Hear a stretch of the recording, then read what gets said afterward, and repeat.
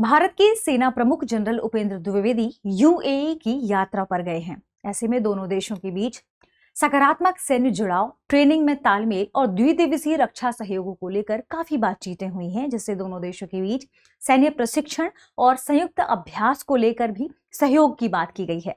आज के सेशन में हम भारत और यूएई के संबंधों के बारे में चर्चा करने वाले हैं।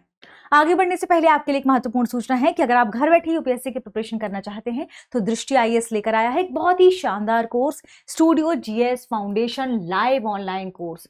इसकी सबसे खास बात है कि इसमें आपको यूपीएससी की प्रिपरेशन के लिए जितने भी सब्जेक्ट चाहिए होते हैं जनरल स्टडीज के, जीएस फाउंडेशन के, वो सब कुछ और 2 साल की करंट अफेयर की क्लासेस, प्रिंटेड बुकलेट्स, ये सब कुछ मिल रहा है मात्र 24,999 रुपए में।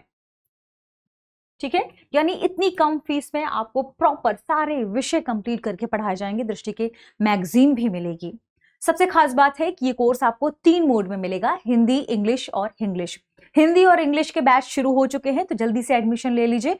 इंग्लिश का बैच शुरू होगा 7 जनवरी से शाम 6 बजे। ठीक है, ये 5 से शुरू हुआ है, ये 6 से। तो चूंकि अब फाउंडेशन बैच शुरू हो चुके हैं, इतनी कम फीस है तो आपको जल्दी लेना होगा। कॉल करें 8750187501 पर या डाउनलोड कर लीजिए दृष्टि लर्निंग ऐप। दृष्टि लर्निंग ऐप आप डाउनलोड करेंगे, इस फीस में आपको थोड़ा और कंसेशन मिल जाएगा। कोड यूज करिएगा गीत। ठीक है, इस कोड को यूज करने से आपको ये फीस थोड़ी और कम में पड़ेगी। मान लीजिए आपने कोर्स खरीद लिया, आपका मन बदल गया और आप चाहें कि दृष्टि के किसी भी ऑफलाइन सेंटर में आप क्लास करना चाहते हैं जो आपके घर के नजदीक है, आप वहां ऑफलाइन क्लास में जाकर या ऑफलाइन सेंटर में जाकर क्लास करेंगे तो आपकी ये पूरी फीस ऑफलाइन वाली फीस में एडजस्ट हो जाएगी। इसका मतलब ये कोर्स आपको मिल जाएगा बिल्कुल फ्री। तो फिर देर किस बात की, या तो आप दृष्टि लर्निंग ऐप से ये कोर्स ले लीजिए या तो इस नंबर पर आप कॉल करेंगे तो हमारी टीम भी आपकी मदद कर देगी। आगे बढ़ते हैं, आज के सेशन में देखते हैं भारत यूएई के संबंधों के बारे में। हमने पहले भी कहा कि जो भारत के सेना प्रमुख यानी जनरल उपेंद्र द्विवेदी यूएई गए हैं, इसका मुख्य मकसद ये है कि दोनों देशों में सकारात्मक सैन्य जुड़ाव को बढ़ावा दिया जा सके, ट्रेनिंग में तालमेल को बढ़ावा दिया जा सके, द्विपक्षीय रक्षा सहयोग को बढ़ावा दिया जा सके। देखिए, जो यूएई है, जब हम बात करते हैं संयुक्त अरब अमीरात की, ये भारत के बहुत बढ़िया रक्षा सहयोगों में से एक है, क्योंकि भारत ने मई 2022 में यूएई के साथ सेपा पर हस्ताक्षर किया है। सेपा हम सभी जानते हैं क्या है, ये कॉपरेशन है इकोनॉमिक लिहाज से जो पार्टनरशिप एग्रीमेंट प्रदान करता है। किस चीज को, ये कब हुआ, 2022 में। और सेपा की वजह से क्या हुआ है, मई 2022 में हमने इस पर साइन किया है, दोनों देशों ने सहयोग को बढ़ावा देने की बात कही है। ध्यान रखें, इकोनॉमिक कॉपरेशन अपने आप में बहुत बड़ी बात होती है, यानी जब भी हम किसी देश के साथ सेपा में हस्ताक्षर करते हैं वह देश हमें हमारे निर्यात के लिए टैरिफ शुल्क को कम करता है या माफ कर देता है। और यूएई ने सेपा 2022 के बाद लगभग 80% टैरिफ भारत के लिए क्या कर दिया है, माफ कर दिया है, समाप्त कर दिया है।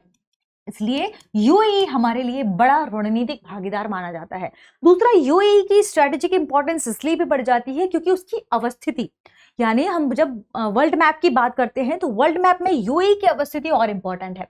छोटे से हिस्से में आप देखेंगे ये मिडिल ईस्ट वाला हिस्सा है, और मिडिल ईस्ट की जब हम बात करते हैं तो ये हिस्सा है यूएई। ये देखिए लाइट कलर में जो है ये यूएई है। तो ये कहा, ये जो अरब सागर वाला क्षेत्र है, अरब सागर से ओमान की खाड़ी और फिर यहाँ पर ये पारस की खाड़ी से होकर जो व्यापार होते हैं, इन व्यापारिक मार्गों के लिहाज से यूएई हमारे लिए इंपॉर्टेंट हो जाता है। तो जब हम व्यापारिक मार्गों की बात करते हैं, यहाँ पर एक टर्म है, ध्यान रखें, ये स्ट्रेट ऑफ हॉर्मुज, जो ये है ना स्ट्रेट ऑफ हॉर्मुज वाला हिस्सा, ये व्यापारिक लिहाज से बहुत ही इंपॉर्टेंट रणनीतिक जो क्षेत्र है ये वही है। ठीक है, तो यूएई, हालांकि ये इसका छोटा सा हिस्सा ये ओमान का हिस्सा है, ये ओमान का हिस्सा है, लेकिन इसके आप देखिए बहुत बड़े क्षेत्र में तो यूएई है या है पारस की खाड़ी, जिसे गल्फ, पर्शियन गल्फ कहते हैं। ठीक है, और ये है ओमान की खाड़ी। तो स्ट्रेट ऑफ हॉर्मुज पारस की खाड़ी और ओमान की खाड़ी को आपस में जोड़ता है और ये व्यापारिक लिहाज से बहुत ही रणनीतिक मार्ग हो जाता है। तो भारत में जब हम भारत की बात करते हैं तो मध्य पूर्व में प्रवेश को लेकर, खाड़ी देशों में प्रवेश को लेकर और अफ्रीका में प्रवेश को लेकर ये बहुत ही इंपॉर्टेंट मार्ग हो जाता है भारत के लिए। तो यूएई की रणनीतिक अवस्थिति और विश्व स्तरीय आधारभूत संरचना इसे अफ्रीका एवं यूरोप में भारतीय वस्तुओं के लिए एक आदर्श पुनः निर्यात केंद्र के रूप में स्थापित करती है। ठीक है, तो भारत की एंट्री के लिए बहुत इंपॉर्टेंट हो जाता है। सेपा हो गया, इसका रणनीतिक इंपॉर्टेंस हो गया। अन्य कई क्षेत्र हैं जिसमें भारत और यूएई के बीच सहयोग है। ये कौन से क्षेत्र हैं आगे देखते हैं, लेकिन थोड़ा सा हम यूएई को देखते हैं। यूएई का मैप आप देख पा रहे होंगे। यूएई की राजधानी अबू धाबी है। ठीक है, हम बात करते हैं अबू धाबी। भाषा क्या है? अरबी। इसका सबसे प्रमुख औद्योगिक क्षेत्र है दुबई, जो बहुत ही फेमस है। और भारत के बहुत सारे लोग जिन्हें हम कहते हैं क्या, प्रवासी भारतीय, वो दुबई में भी निवास करते हैं। तो यूएई में काफी मात्रा में भारत के लोग निवास करते हैं, जिससे भारत को रेमिटेंस प्राप्त होता है। कितना क्या, ये हम आगे सेशन में जानेंगे। ध्यान रखिए, यूनाइटेड अरब अमीरात देखिए पारस की खाड़ी से संबंधित है, ओमान की खाड़ी से संबंधित है। इसके अलावा ये ओमान के साथ अपनी भूभाग वाली सीमा साझा करता है, सऊदी अरेबिया के साथ भूभाग वाली सीमा साझा करता है, और आप देखिए फिर ये जलीय हिस्से में अपनी सीमा साझा करता है। ओमान से दो जगह पर, एक ये वाले हिस्से में और ये वाले हिस्से में सीमा साझा करता है। तो इंपॉर्टेंस, रणनीतिक महत्व, कौन से क्षेत्र प्रमुख है यहाँ, ये भी हमने देखा। आगे बढ़ते हैं, कुछ और सेगमेंट को देखते हैं जो कि संबंधित है हमारे सहयोग से, जैसे आर्थिक महाशक्ति। ठीक है, तो ये खाड़ी का प्रवेश द्वार माना जाएगा भारत के लिए। इससे क्या होगा, जो मध्य पूर्व और उत्तरी अफ्रीका वाला हिस्सा है, इससे हमें एंट्री मिलेगी यूएई के माध्यम से। ठीक है, जिसे कहा जाता है middle east and north Africa, जिसे मैना शॉर्ट फॉर्म में मैना कहते हैं। इस क्षेत्र में भारत के आर्थिक आधार या स्प्रिंग बोर्ड के रूप में यह काम कर रहा है। ठीक है, भारत के बड़े व्यापारिक साझेदार में से यह एक माना जाता है।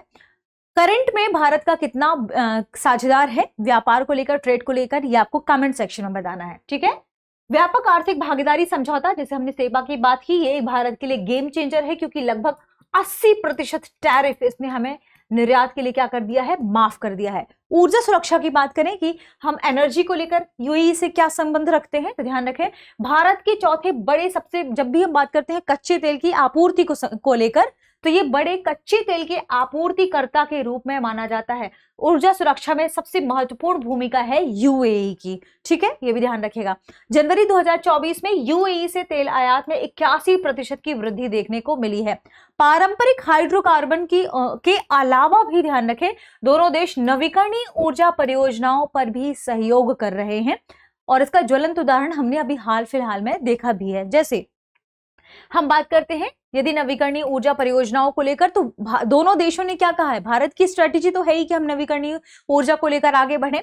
यह साझेदारी वर्ष 2030 तक 50 गीगावाट नवीकरणीय ऊर्जा की क्षमता को प्राप्त करने की ओर है, जो भारत की महत्वाकांक्षाओं में से एक है। भारत के महत्वाकांक्षी लक्ष्य के अनुरूप है, और ऊर्जा संक्रमण में यूएई और भारत के लिए इसका इंपॉर्टेंस, इसके महत्व की ओर इशारा करता है। अन्य हिस्सों की बात करें तो यह एक निवेश उत्प्रेरक के रूप में भी है। जैसे यूएई से निवेश उत्प्रेरक के रूप में, कैसे, यूएई से भारत में एफडीआई लगातार बढ़ रहा है। एफडीआई क्या है, प्रत्यक्ष निवेश की जब हम बात करते हैं, है ना, फॉरेन ट्रेड, माफ कीजिएगा, एफडीआई फॉरेन डायरेक्ट इन्वेस्टमेंट।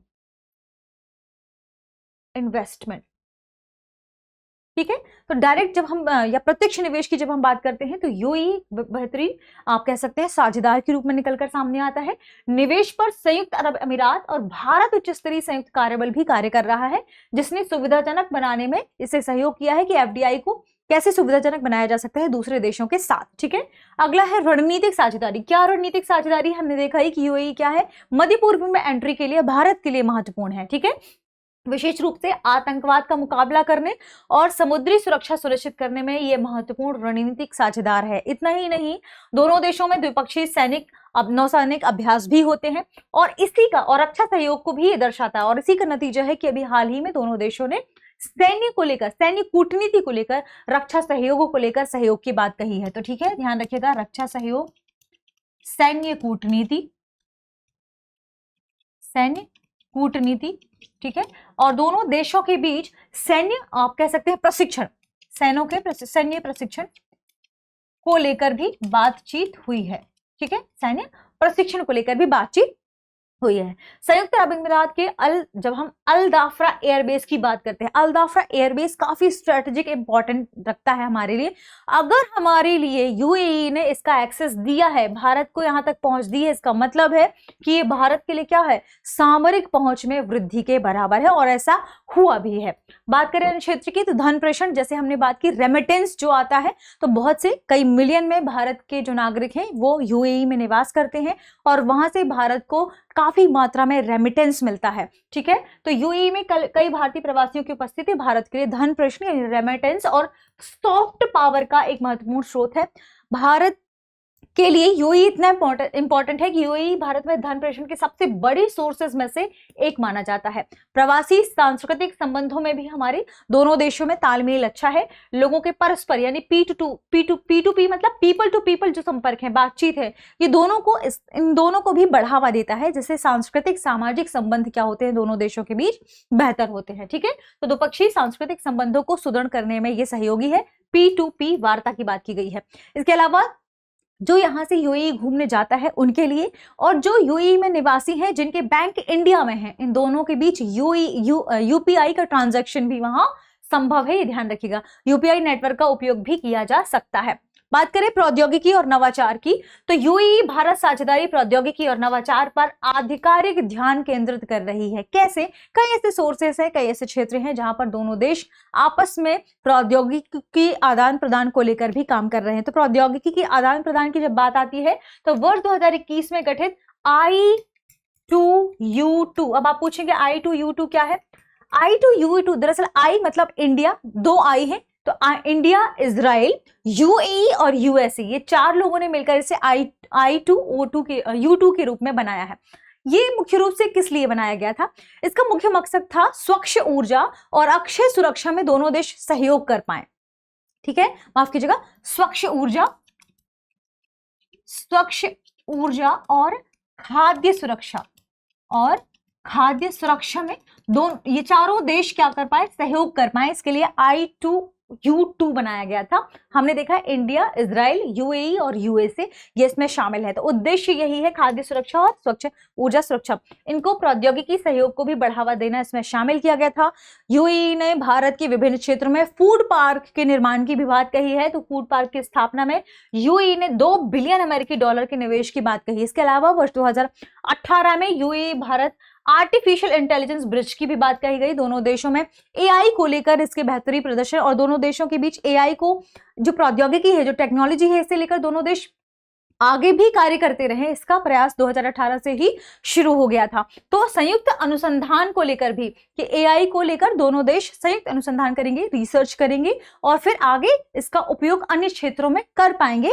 ये चीजें भी इसमें शामिल की गई थी। ठीक है, आगे बढ़ते हैं और देखते हैं आज के सेशन पर आधारित हमारा प्रश्न है, भारत यूएई रक्षा वार्ता का मुख्य फोकस क्या है? ऑप्शन ए हथियारों की बिक्री, ऑप्शन बी संयुक्त परमाणु नीति, ऑप्शन सी प्रशिक्षण, सैन्य सहयोग और सैन्य कूटनीति, ऑप्शन डी सीमा विवाद। इस प्रश्न का सही जवाब आपको कमेंट सेक्शन में देना है। ये ध्यान रखें कि भारत और यूएई दोनों रणनीतिक प्रशिक्षण के लिहाज से महत्वपूर्ण है। दोनों एक दूसरे के ऊपर भरोसा बना रहे हैं, तभी संभव हो पा रहा है कि दोनों देश सैन्य प्रशिक्षण को लेकर भी, रक्षा सहयोग को लेकर भी आगे आ रहे हैं। अब एग्जाम की तैयारी को और बेहतर करने के लिए हमारे चैनल को लाइक, शेयर और सब्सक्राइब करना ना भूलें।